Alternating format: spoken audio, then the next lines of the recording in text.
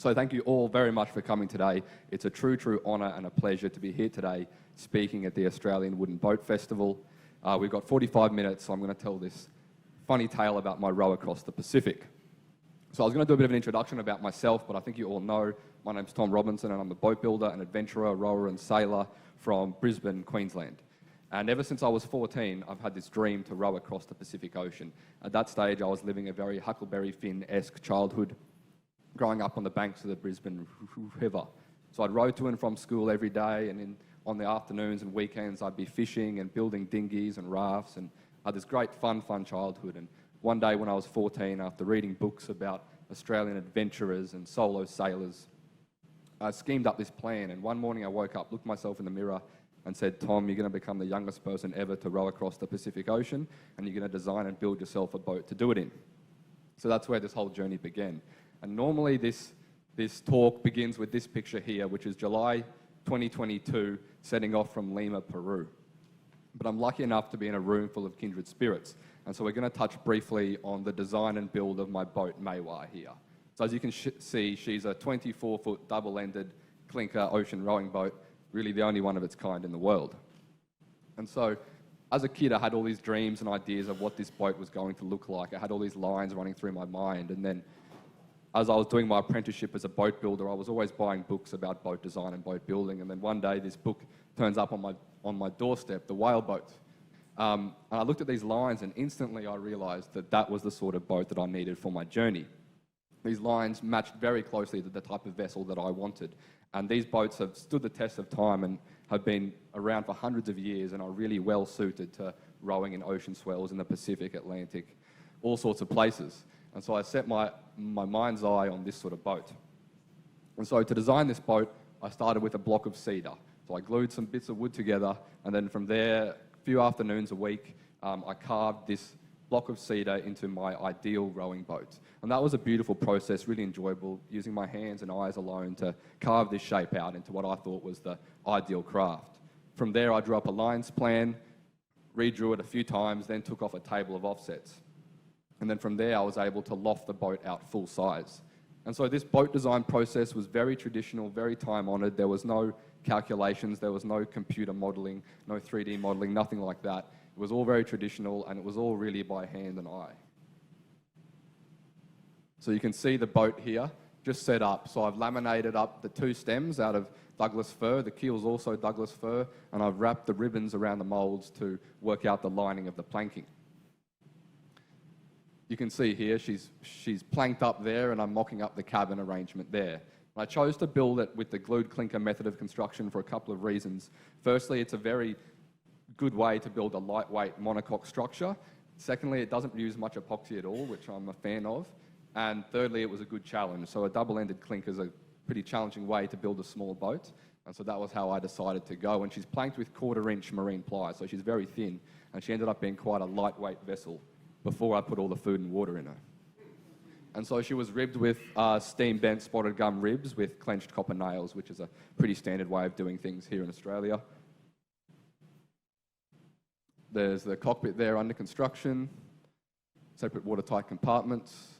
The cabin was cold moulded with 2 layers of 4mm plywood. And then here we are.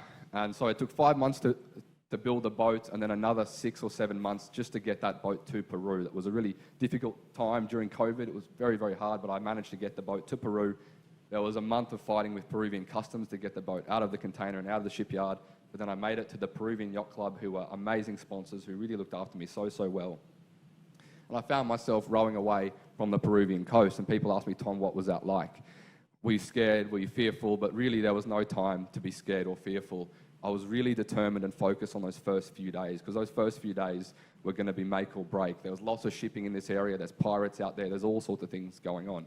And so I really had to make sure that those first few days went smoothly and I was able to get off away from the coast. And you can see a big smile on my face here.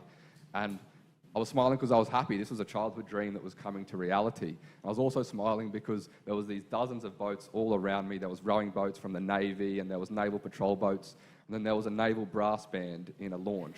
So they escorted me out playing traditional Peruvian naval brass band songs, which was just fantastic. So this was sort of what my view was like for the first 30 days. You sort of imagine setting off from Peru and it's going to be beautiful sunsets and this sort of calm Pacific Ocean, but it was really quite the opposite. For the first 30 days, I never really saw the sunshine at all, and it was basically lumpy and cold, but I was loving it. I was so happy to be out there at sea. Oh, it's a big picture, but I'm so happy to be out there at sea. I hadn't brushed my teeth that morning, you can tell. But I was just happy to be out there, really happy. So this is just a quick shot of the cockpit. You can see I sat on that seat for 265 days. Foot stretcher there, fishing rod, which was a lifesaver almost. Oars crossed over here, rubbish went into that container, water in this container. Under here and in the stern here in the lazarette was just packed full of food. And those first few weeks I had so much food on board that my cabin was full of food, so I literally had to eat my way into a more comfortable bunk. I was sort of crouching between cans of tuna and dehydrated meals. And so you can see here, this is sort of the first third or quarter of my first leg of the journey. So I left from Lima here in Peru, and I started being pushed sort of northwest here, and I got within 200 miles of the Galapagos. So even from the very get-go, I was being pushed north at a great rate of knots, and no matter how hard I tried to row south, I kept on going up and up and up, and I made my way to within sort of 2 degrees of the equator, and I sort of stuck along this route for quite some time. And before I left, I was wondering if I should be concerned about shipping. You know, am I going to see many ships? Is that going to be a concern for me? And some people said, don't worry, Tom, you won't see any ships. And other people said, Tom, oh, you might see a few ships. Well, they were all wrong, because I saw heaps of ships and heaps of boats. And I happened to row straight through this squid fishing fleet of literally hundreds of large squid fishing boats. And during the day, I'd see this odd ship in the distance. But then at night time, it was just amazing. After the sun went down, the horizon would just light up with these lights, and it looked like there was a great metropolis just over the horizon, which it wasn't, obviously. It was just all these squid fishing boats, but it was a very strange sensation to be 2,000 miles from anywhere, 2,000 miles from the closest shop or civilization, and there's just these lights everywhere. And so one day, I was sitting on my bucket in the morning doing my morning business. There's no toilet on board, obviously, so the bucket was my friend and foe. And I was sitting on the bucket one morning, and I see this ship. And it's in the distance, so I'm not too concerned about it. But then it gets closer and closer and closer, and this starts to interest me and excite me. So I finish my business, and I get the binoculars out, and it gets closer and closer. The next thing I see, they drop a small dinghy into the water. These 2 men jump on board and come over. And I was excited, but I was also very nervous, because I knew they were fishermen, but they could also be quite opportunistic, and they could be pirates. And so that was a real concern, that they'd rob me of everything I had, and I'd be left adrift. So these men came over and over, and they weren't smiling, and they had hoodies on, and it was pretty warm. So I thought this was all very strange. They came closer and closer. They came closer and closer. And then one of them cracked a smile, and then I cracked a smile, and the other one cracked a smile. We all realized that we were going to be friends, and they were just there to try and look after me. And through my broken Spanish and their non-existent English, I tried to tell them that I was rowing from Peru to Australia, which made no sense to them whatsoever. But I sort of had to let them know that I wasn't shipwrecked and I was out there by choice. Which was very strange for them. And they asked me if I needed anything, and I knew I didn't need anything. At that stage, I had all the water and food that I could possibly want. I was rich in those supplies, but I knew they wanted to help me, so I just did this with my belly, and they understood the assignment, and so they went back to the ship. And once they were alongside the ship, I saw all these men come out from the wheelhouse here with their arms full with bags of shopping. They'd walk along the side decks and then throw the bags into the boat, into this dinghy, and one by one that happened. And I was sitting in Maiwar contemplating this funny situation, wondering, is there anything I really need? Is there anything I need? And if I do need it, how do I say it in Spanish? And we were quite a distance away, so I was having to yell. And I looked into the cabin, and all I could see was one roll of toilet paper. And I went, geez, Tom, have you packed any more toilet paper? And I wasn't sure. And how do you say toilet paper in Spanish? I don't know. So I got the attention of all the crew, the dozens of crew lining these decks, and I went, did that one. And they all understood the assignment straight away. They burst out laughing, as you all did too. And then the next thing I see, this guy comes out of the companionway there with 2 enormous rolls of toilet paper. He does this and throws them into the boat. And I went, okay, this is good. So the 2 men came back over, and they unloaded all this shopping, and they gave me 2 big tuna. And I tried to explain I've got no refrigeration, so I can't eat 2 giant tuna. I took them anyway. And they bid me farewell, gave me a fishing line, which came in very handy later.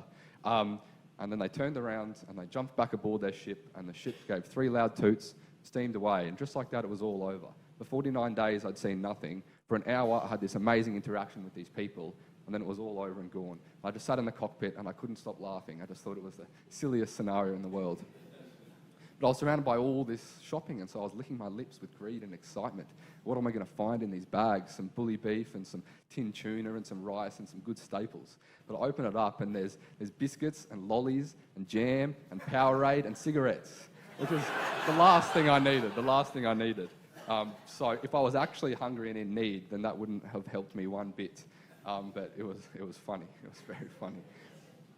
And so I continued to row and row and row, and I was having this amazing time. Every day I'd wake up and I'd think, Tom, I cannot believe this. This dream I had 10 years ago, it's becoming a reality, and it's even better than you could have ever expected. It was a wonderful feeling. The fish. People say, Tom, was there much fish out there? Was there much life in the ocean? And in this eastern part of the Pacific, it is just teeming with life. There is just fish everywhere. It was like having a front row seat to a David Attenborough documentary. There was life everywhere. And so this was a big mahi-mahi, and they were around the boat constantly. So if I was hungry, I'd sort of point to the one I thought looked the tastiest. I'd cast out my line, and on the first or second cast, I'd haul in a big fish like this, and I would eat like a king. It was just marvellous. And that's the before, this is the after. So this is me inside the cabin cooking up a fish curry. You can see it's pretty small in there. That was my whole life in there. So it was just beautiful under the boat. I had to jump over the side once a week to scrub the bottom of barnacles because there was just so much life in the ocean, there's so much nutrients. So when I did, I'd take pictures. Oh, I didn't need him, don't worry. Manta rays were gorgeous. And then there were the sharks, which are always scary. So calluses. People ask me, Tom, did you get any blisters? And I didn't really get blisters, but I got these amazing calluses you see there, and they grew on my hands like stalactites, and they got bigger and bigger. And only once I reached land each time, I'd get a pair of scissors and I'd chop them off. So you can see here, this is still leg one of the journey across the Pacific. And leaving Peru, it was a true adventure because I didn't know where I was going to end up, and I didn't know how long it was going to take to get to wherever I was going to end up.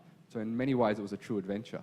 But I had in my mind's eye, I was going to aim for this little island group here, the name here, Uahuka, and that's in the Marquesas group, French Polynesia. Most of you here will know about the Marquesas, famous island group. Many adventurers, writers, painters have been to this island group. So I set my mind's eye on this group. And by the time I left South America, there'd been less than a dozen people had done this trip. Less than half a dozen had done it successfully. And so there's very little data on ocean currents there and which way people end up going. And so I really thought I was going to get to this group here, and I was expecting to be at sea for about 100 days. And it was all going well until about day 75. You can see my course here. I started to come down here, and I was really on track to make it down here. And all the current charts say that the current does dip down and take you towards the Marquesas. So I was feeling really good about this. 100 days at sea, first leg, yeehaw, that's really good. And then all of a sudden things changed very, very quickly. This strong southeasterly breeze came up, and it didn't matter how hard I rowed south, and I rowed hard. It was madness. 14 hours, 15, 16 hours a day for weeks on end. It was just pure pain and suffering. But no matter how hard I rowed, each time I would get pushed further north and further north. So almost overnight, the whole journey changed, and I realized I wasn't going to make it to this island. And so I pulled out my charts and thought, where can I get to next? I had this sort of mad moment in the cabin where I pulled out all these charts, and I was desperately trying to find another island. And this was imperative because I had to reach landfall before cyclone season began. I needed somewhere to stay for 4 months during cyclone season, somewhere inhabited so I could recuperate and get new supplies for the next leg of the journey. And so there was this fear in me about reaching land. And I pulled out all these charts, and I looked at the Marquesas, and then I went sort of north, south, east, and west to see what there was. And to the west, 1,000 miles to the west, there was a little tiny dot called Penryn. And I went to my pilot books. And I don't think any ocean rowers ever carried a set of pilot books, but I had a set of pilot books. I went to the Index P, found Penryn. There was one little tiny paragraph, and it said, Penryn, Northern Cook Islands, 2 villages, inhabited. And I went, okay, this is it. I've got to aim for this island of Penryn. But that was all I knew about this island. And so for the first time in 75 days, I picked up the satellite phone and I called Mum and Dad at home. And they were pretty surprised to hear my voice because we hadn't spoken in 75 days. I picked up the phone. I said, "Oh, hey, Dad, how's it going?" He says, "Yeah, not bad, Tom. How are you?" I said, "Yeah, we're going all right. We're pretty casual in the family." And then I said, "Look, I'm not going to make these Marquesas, but there's a little tiny island called Penryn, so I'm going to have to aim for these." He says, "Okay, we'll see how you go." And I said, "And you might need to get these locals to try and come out and bring me into this island because I don't know about the entrances or all this sort of thing." And so then all of a sudden, just like that, the journey changed. And when you're undertaking these big tasks, these big journeys, it's so important to have an image in your mind of what the next stage looks like, what the finish line looks like. And to have that taken out from under me overnight was truly scary. And so the first leg went from a 4,000-mile leg to a 5,000-mile leg. It was big stuff. I packed food for 150 days. I didn't know if that was going to be enough. The water supply was 150 days as well. I had a desal unit, which I used. So things got really tough and really hard. You can see me here sitting in the cabin. I used to drink 2 litres a day, but then after about 120 days, that simply was not enough. So I had a desal pump with a hose into the ocean and one hose in my mouth. I'd sit in the cabin at night after rowing all day. It was still baking hot, and I'd pump like this, and through that hose, drip, and then from my forehead, drip. It was just this process of trying to rehydrate. It was quite painful.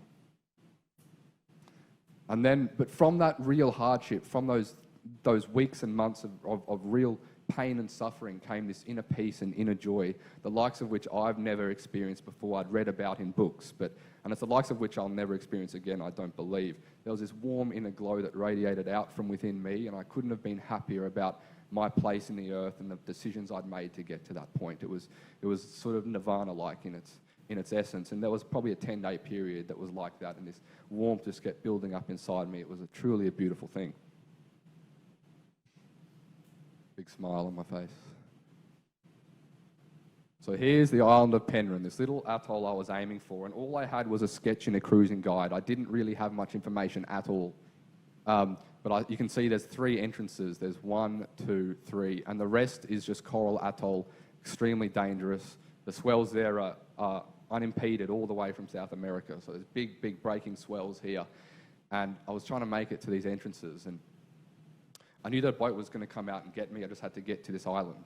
And so after 160 days, on day 160, I saw this faint grey line in the distance, and that was my first taste of land in 5 months. I got closer and closer, and grey turned into green, and then green turned into sandy beach and green coconut palm, and I just cried out for joy. Every story you've ever read about a shipwrecked sailor or an adventurer finding landfall, it was just like that, but exaggerated to 1,000 times. It was just truly breathtaking, and I couldn't believe how lucky I was. But still, there was this fear. I'd seen land, but to get from where I was to a safe anchorage was going to be a whole other thing. And I was aiming for this island, and I had no idea what to expect. Was it going to be a lagoon full of cruising yachts? Was there going to be resorts? Was there going to be all sorts of people there? Or was there going to be nothing at all, and the people were going to be unfriendly?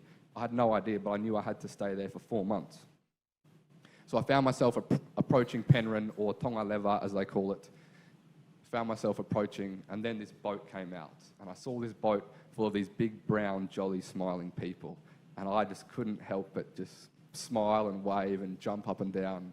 I was so happy, and they looked at me and they could see this excitement in my face. And this wasn't just childish excitement. This was the feeling, the knowing that that night I was going to sleep in a real bed, and that the next day I wasn't going to have to worry about rowing. I wasn't going to have to worry about my life. I was going to be okay the next day.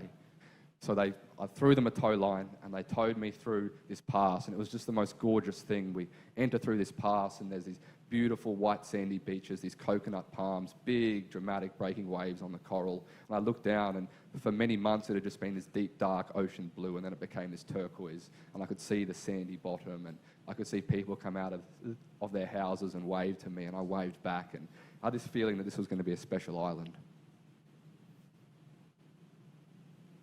So here I am here being towed across the pass there. I couldn't be happier. And then I made myself, so then we made our way to the other village on the other side, Omaka, and I was able to step ashore. They said, "Tom, you can step ashore now." I said, "I don't know how I'm going to go." I hadn't taken a real step in 5 months, and so I made this almighty leap from Maiwar onto the coral gravel there, and I couldn't stand up straight. It took me 3 days until I could walk in a straight line. It was really challenging, but thankfully there were all these big hearty men to hold me up, and we shook hands and took photographs, and they welcomed me to their island of Penryn. And then one of the men here Malu Akatapulia, who's a good friend of mine still, he came up to me and he said, Tom, welcome to our island of Penryn. You're the first visitor we've had in 4 years, first international boat in 4 years. And he said, Tom, there's something I must inform you of. I said, okay, what's that? He said, well, you're no longer Tom Robinson, you are now Mahuta Hoi Hoi Asanga, which in our language means the warrior that has paddled from afar. So welcome to Penryn, Mahuta. And it was just this most amazing feeling that I got to this island and straight away I'd been welcomed into their community and into their village, and it was a really, really special thing. So I spent the next 4 months on Penryn living in beautiful, peaceful harmony with these amazing, devout people. And people sort of asked me, Tom, it must have been boring on this little atoll, nothing to do there. But it was quite the opposite.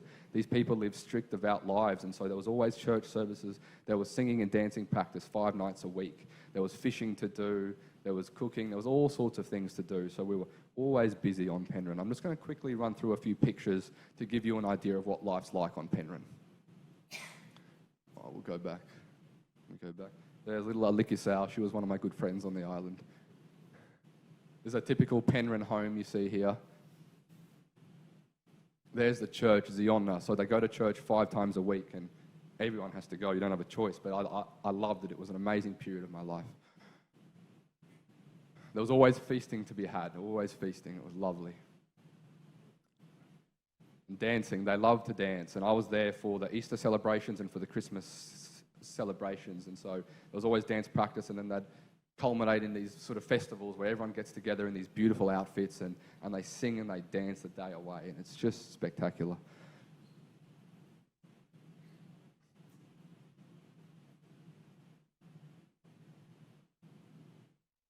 Here's a kids coming home from Sunday school.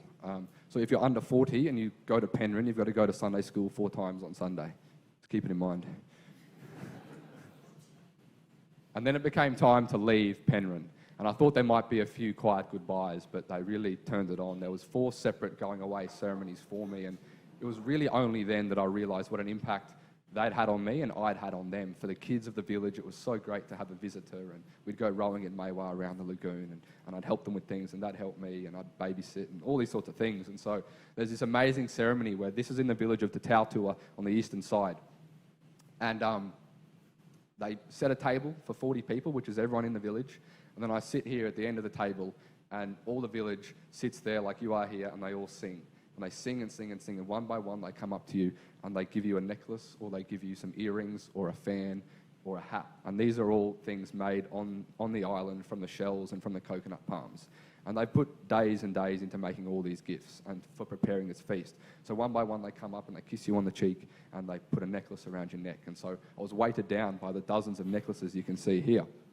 And then there are these most beautiful, emotive speeches that they give. They're really good storytellers.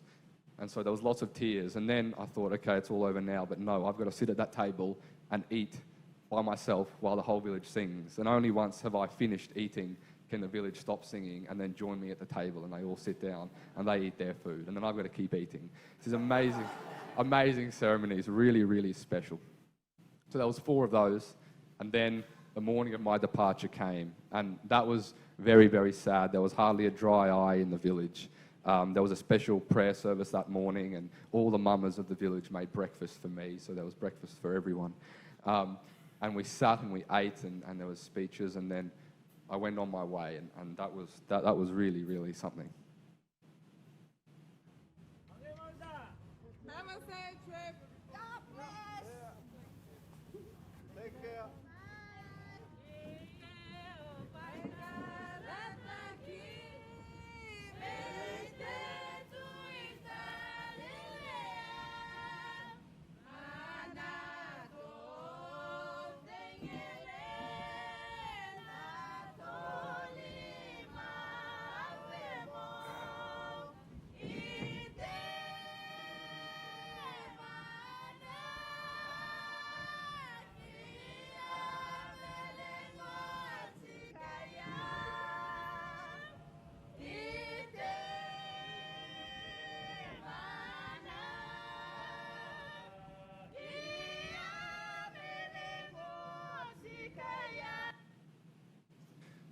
So as you can imagine, that was the hardest goodbye of the whole journey. Just the voices of these people as I rode away they didn't stop singing until they couldn't see me anymore.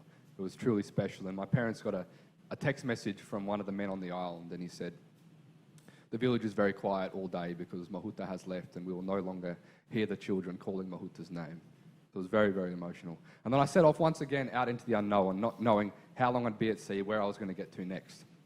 Just a shot of me with the sextant. I tried to use the sextant as much as possible, which turned out to be every few days. Then I'd check it with my handheld GPS, and it was always pretty good.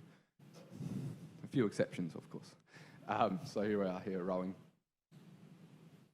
So this is the route of my second leg. So we've got Penryn up here in the corner where I'm standing.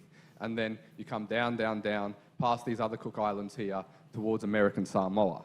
And I really had no plans to stop in American Samoa. But on this leg here, I got this terrible staph infection on my legs. I had all these pussy sores and wounds appear. It became very, very painful. And I didn't realize at the time, but that's actually very life-threatening. Thankfully, I had the right medication on board to fix it up. But still, I never really felt 100% on this leg after that happened. And so it's a scary thing knowing that you're hundreds of miles from the nearest land and it could be a month or 2 months until you reach land. I had no idea. But I rode and rode, aiming for American Samoa, and after 38 days, I found myself approaching Whangaitua Bay on Tutuila Island. And you can see the smile on my face. I was basically broken by that stage, but I was so happy to get to land. And there are people that traverse oceans and they go non-stop, and that's a pretty impressive way of doing things for sure. But I love the fact that I got to stop, meet people, and then start again. There's these great highs and lows of getting to land and making all these new friends, and then the lows again of having to leave and continue on this journey. So just like on Penryn, I got to Samoa, and I just rode straight onto the beach, and I just collapsed on the beach. I was totally done. I was finished. His family could see what was going on, and they took me into their home and gave me fish and rice and water. And then they said, "Do you want to go for a drive, Tom?" Oh, cool. And this is the first time I'd seen cars on a road, first time I'd heard the sound of birds that weren't seabirds since leaving South America. And so we jumped in this car and we drove to the shops, and you could not believe it. It was the strangest sensation. I bought oranges and apples and feasted. It was just amazing. So here I am here in Pango Pango Harbour, American Samoa, which is a famous harbour. I ended up staying here for 5 weeks in total, because at this stage I was ready to catch the next flight home. I was really over it. And so I knew that there was just a fleeting thought and that it would just take time until I was able to feel good again. And so I stayed there for 5 weeks in total and just had a marvellous time in American Samoa. It's not a tourist trap or anything. There's very few tourists at all. It's really just a place for the locals, and there's a big tuna fishing industry, so that's the main sort of employment on the island. I'm just going to quickly run through some pictures of American Samoa. Tuna boats. These wonderful buses, $1, and you can go anywhere on the island. And then, once again, I had to set off out into the unknown on the third leg of my trans-Pacific journey. Here I am here, leaving Samoa, feeling pretty good and rowing pretty hard. And what I didn't realise that I was rowing myself into the next 52 days, which was the hardest 52 days of my life. It was rough. I found myself rowing straight through the South Pacific Convergence Zone, which is a part of the Pacific where the weather's very unpredictable, can be very rough at times and then very calm at times, with currents doing all sorts of different things.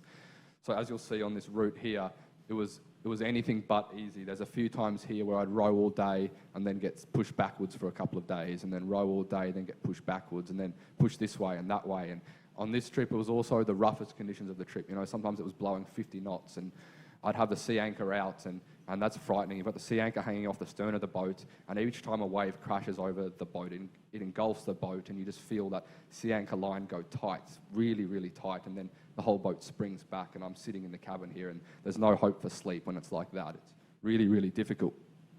So I found myself approaching Vanuatu here, which is a pretty enchanting sort of a place.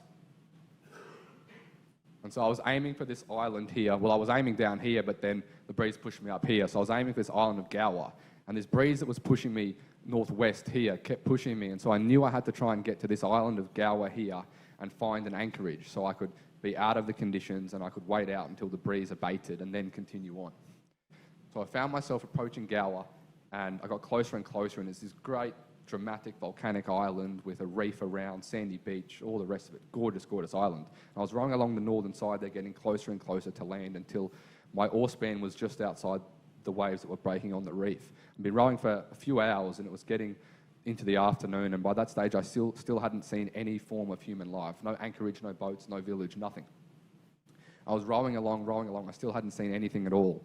And then I saw a dugout canoe and a thatch hut on the beach, and that really just epitomises the romance of the Pacific. And I got really excited, and then I saw a small boy run down from the hut and to the canoe. So the first thing I did was I put some pants on, and the next thing I did was I stood up. And as soon as I stood up, I realised that I'd just rowed straight past a little tiny micro passage through the reef.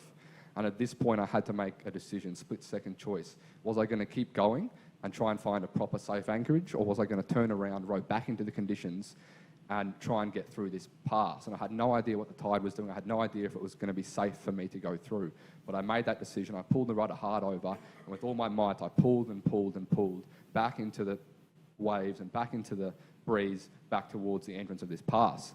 And by the time I got to the pass there, to the entrance of the pass, there was the young boy in the canoe with an old man, and they'd paddled out, and they were in the inside of the pass, in the lagoon, and they were giving me hand gestures, trying to guide me through. So I had no choice but to go for it. And I'm rowing like this, and it's bloody annoying because I'm facing this way, and all the rocks are that way. So it gets difficult, but I had to row, and the waves on the coral reef are breaking just outside the span of my oars. It's a tiny entrance. And I rowed, and I looked down, and I couldn't see nice soft sand. It was jagged rocks and coral, and it was scary. But I pulled and held my breath and hoped for the best and tried to line up as best I could with this man's directions. I pulled, and just like that, I made it in. Bounced off a bit of coral and made it in and dropped the anchor. And I just arrived to this wonderful island that I knew nothing about. And the old man in his canoe paddles over to me, and he says, "Hello, my name is Victor, welcome to Gower." I said, "Hello, Victor, my name is Tom, I've just come from Samoa." He didn't really understand what that meant, but I explained to him that I'd rowed from Peru and that I wasn't in a lifeboat, that I was doing this for pleasure, which was very strange for this man. And this man lives one of the best lives of any man I know. So he was quite confused by my mode of transport. But so him and I were chatting in this canoe, and in the background I could see his wife, who's just here, and she was walking along these rocks, and she had a coconut in one hand and a bush knife in the other, and she was husking this coconut. And he came to me and he said, "Excuse me, sir, just one moment." And they speak like this, they're very polite. He paddles ashore and he gets this drinking nut, and he comes back out and he says, "Tom, this is a gift for you from my wife. She had tears in her eyes for you." And so I drink this coconut, and it's just the sweetest thing you can imagine, just gorgeous. And so I stayed outside Victor's house for a week, and he lives in almost complete isolation. He's got a little tiny thatch hut just behind these rocks here, and there's no electricity, no phone reception. There's a shop, but he's got to paddle his canoe for 3 hours to get there. And he's a happy, happy man. And so him and his grandson and his wife live there, and then people from around the island, they paddle past and they visit him. And so I stayed there for a week, and I wasn't allowed to step ashore. This is one of the great tragedies of rowing across an ocean, is that you don't really get to choose where you end up. And so the place where you end up is very rarely going to be an official port of entry. And it's very tempting to step ashore wherever you land, which is what I did in Samoa, and then I was threatened with jail time. So I didn't want to do the same here. And so I stayed on my boat for the whole week, and it was tough not being able to go ashore, but Victor would come out every day and give me bananas and give me fruit and give me fish, and it was wonderful. And he really took a liking to Maiwar. I thought he liked me in the beginning, but he really took a liking to Maiwar. And one day he paddles out with a bit of a sheepish look on his face. I say, "Good morning, Victor, how can I help you?" He says, "Oh, Tom, I see you've got a very beautiful boat there." I said, "She's a nice boat, yes." And he says, "But Tom, I see you don't have a wife, do you?"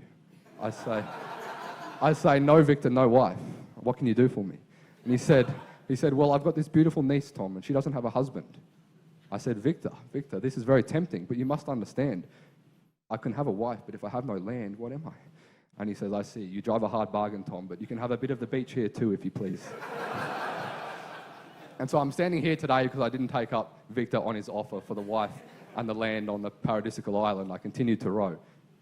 So I said goodbye to Victor and I continued on my journey. And I spent the most amazing, maybe it was 10 days, maybe it was 20 days, getting from Gower down to Santo, which is one of the capitals of Vanuatu. And I rode past all these villages and these places where they don't get visitors.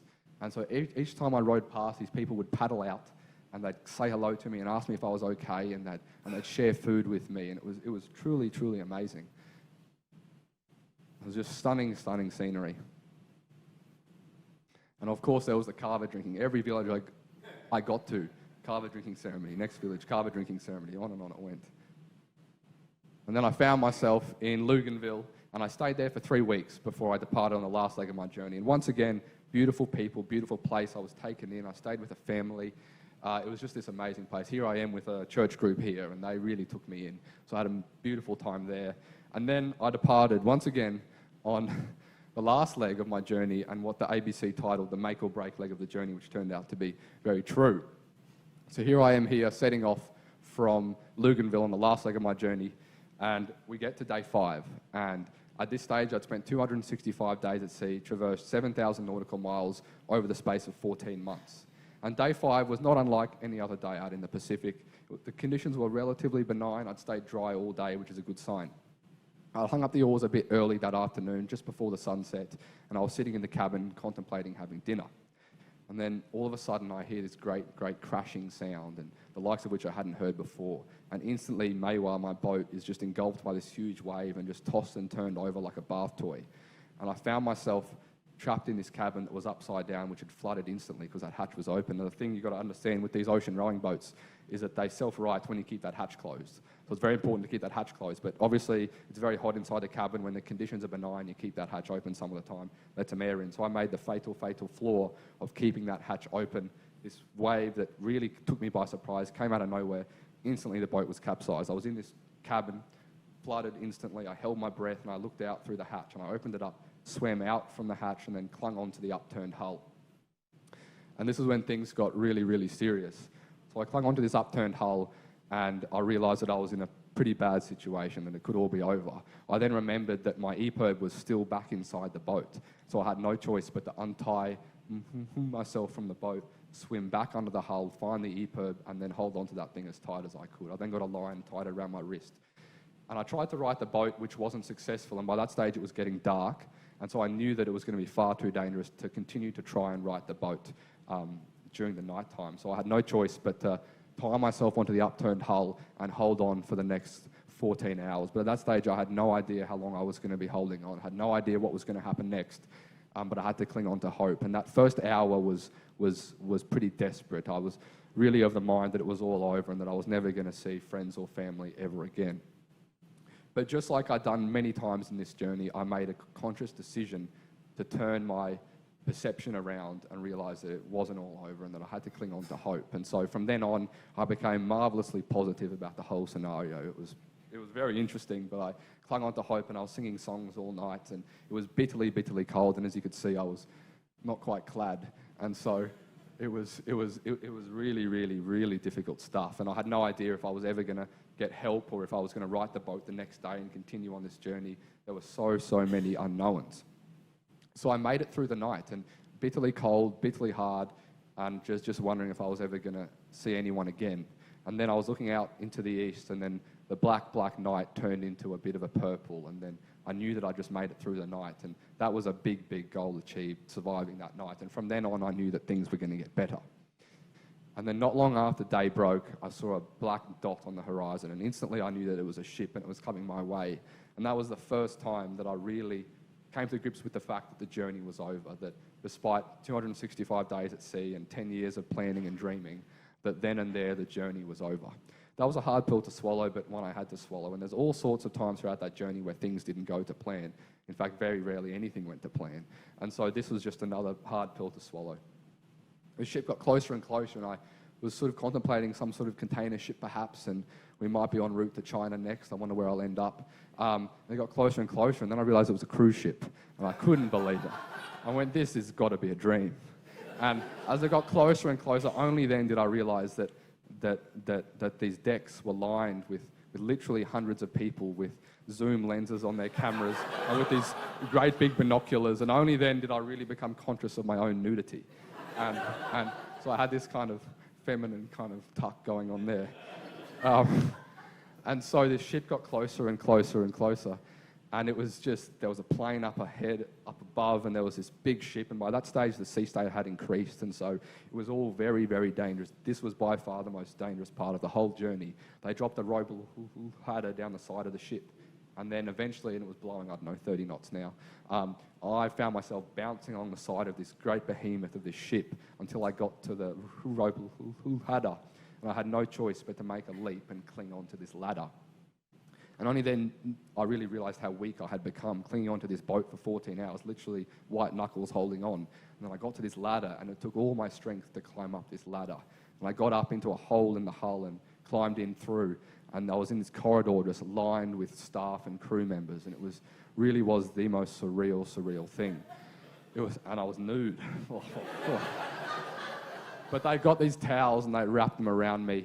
And they laid me down in a bed in this medical bay, and then the captain came down. I thought he was going to give me a dressing down, which he had every right to do, but he was lovely. He was very supportive, and I was just so thankful that my life had been saved, and all the crew were fantastic. So there I was on this ship, and they said, "Tom, would you like some breakfast?" I said, "What have you got?" And they said, we've got a buffet, Tom. Take your pick." So I had eggs and bacon for breakfast, and they said, "Would you like to make a phone call, Tom?" I said, "I'd love to make a phone call." So I called up Mum and Dad at home, and Dad picks up the phone, and the first thing I said was, "Did you get any more sleep than I did last night?" Because he would have known, and Mum and Dad would have known what was going on, because they would have been alerted by AMSA that the EPO went off, the tracker stopped working, so they would have had a sleepless night. He said, "We got a couple of hours of sleep, Tom." I went, "That's pretty good. I didn't get any." And then I spent the next 2 days on this ship when it went back to New Zealand. And I got to apologise to the people on the ship whose holiday was interrupted briefly by my rescue, but most people on board were very supportive and happy that they'd saved a life, as I was. And so the crew were fantastic. It was just really, I was really just so relieved to be alive. And then I made my way back to Brisbane Airport. Here I am here with Mum and Dad, #1 supporters from day one. Everyone give them a round of applause. They're here in the audience. Put your hands up, Mum and Dad. Very good. So Mum and Dad have obviously been supporters for the past 25 years, but through this journey, they were really helpful. They were there for anything I needed, and I can't thank them both enough for supporting me and even being here today to hear me speak. And so that should be the end of Tom's Pacific journey. 265 days at sea, 7,000 nautical miles. But wait, there's more, one more thing. Two more things. Firstly, a few months after that, I got a letter in the mail from London, and it was a certificate to say that I was the youngest person to row the Pacific from Peru to Vanuatu. So that was really nice to have. And then the next question, this big question everyone asks, what happened to Maiwar, Tom? What happened to your boat? And by that stage, I sort of knew how the Pacific worked. And I felt very confident that I would see Maiwar again. I knew she wouldn't sink because she's made of timber, so she wasn't going to sink, but I didn't know where I'd see her. I thought maybe she'd end up on a beach in far north Queensland, wrecked on the reef. I had no idea. Then 2 months after the rescue, it was 10 minutes to midnight on New Year's Eve, and I heard a buzz in my pocket. And I picked it up, and there was a Facebook message. And it just said, "Hello, my name is Cindy Morawa from the island of Ferguson in Papua New Guinea. I have information on your boat." And I couldn't believe it. Is this really happening? And so I sent her a message back, and we communicated over the next couple of weeks. And it became clear that my boat had ended up on a very little, tiny, isolated island called Panawina, and that the locals had found it and brought it ashore. And so I instantly made this plan to try and get up to PNG and to find my boat. And so I'll just show you on the map here. This is the island where Maiwar ended up. This is Luganville down here, where I left from. And she made her way all the way up to there. And so I had no choice but to go up there and find her. So I flew from Brisbane to Port Moresby to Alatau. And then from Alatau, I had to try and get out to this island. There's no airstrips, there's nothing, there's no ferry services, there's nothing. But there is this amazing culture of traditional boats that go out that way for trading. And all these shipwrights in PNG, they were trained by Australians. And so they build these very nice timber cruising boats that they use to get out to these islands.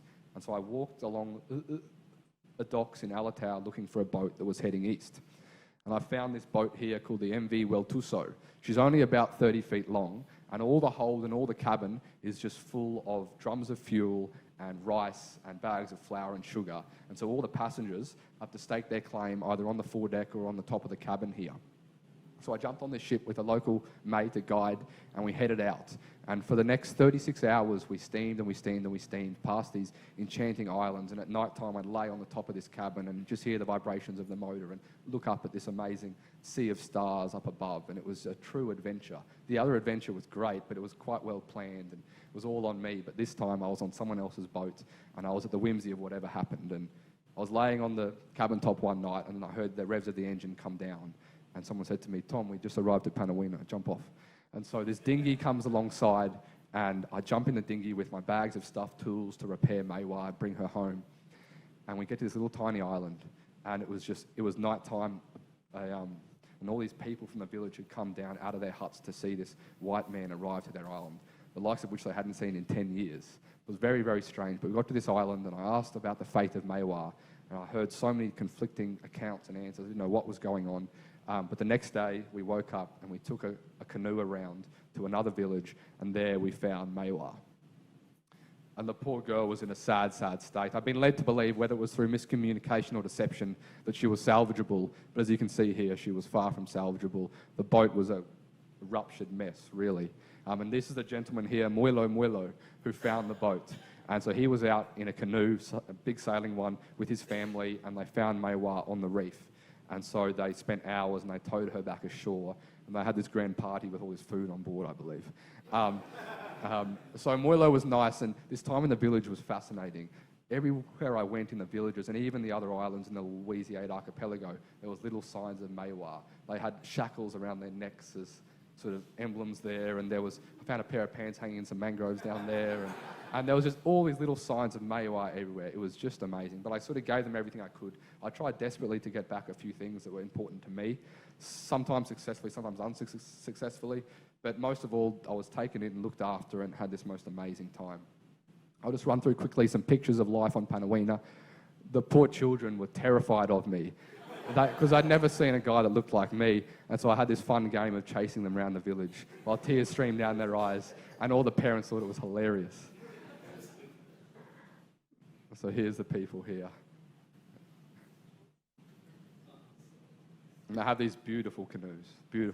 And for years I dreamt about going to this island and sailing on these canoes, and so to have Maiwar end up there was very, very special. And people assume it must have been very difficult to see Maiwar in such a state, and in many ways it was, but once again I had to quickly change my mindset and realise that that was like a firm handshake. It was a final end to Tom's Pacific journey, and the fact that it ended in that way and that I got to go to PNG was all very serendipitous, and I couldn't have been happier with my situation.